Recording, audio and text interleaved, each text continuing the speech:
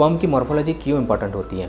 ऐसा माना जाता है कि नॉर्मल शेप का स्पर्म के अंदर का जेनेटिक मटेरियल यानी कि जेनेटिक बिल्डअप भी नॉर्मल होता है, और अगर ऐसे स्पर्म से प्रेगनेंसी रहती है तो वो प्रेगनेंसी नॉर्मल हो सकती है, यानी कि वो जो गर्भ बनता है वो भी जेनेटिकली नॉर्मल होता है। अगर स्पर्म का शेप ख़राब है यानी कि एबनॉर्मल है तो उसका जेनेटिक मटेरियल है वो भी एबनॉर्मल हो सकता है, और ऐसे स्पर्म से रही हुई प्रेगनेंसी एबनॉर्मल हो सकती है और इसमें अबॉर्शन के रिस्क भी ज़्यादा होते हैं। इस वजह से स्पर्म की मॉर्फोलॉजी बहुत ही इम्पॉर्टेंट होती है। अगर सीमेन सैंपल में स्पर्म की मॉर्फोलॉजी 4% से भी कम है तो उसको टेराटोजूसपर्मिया कहते हैं। अगर स्पर्म की मॉर्फोलॉजी ठीक नहीं है तो उस केस में आगे DFI रिपोर्ट किया जाता है, मतलब कि DNA फ्रेगमेंटेशन इंडेक्स देखा जाता है कि स्पर्म का DNA कितना डैमेज है।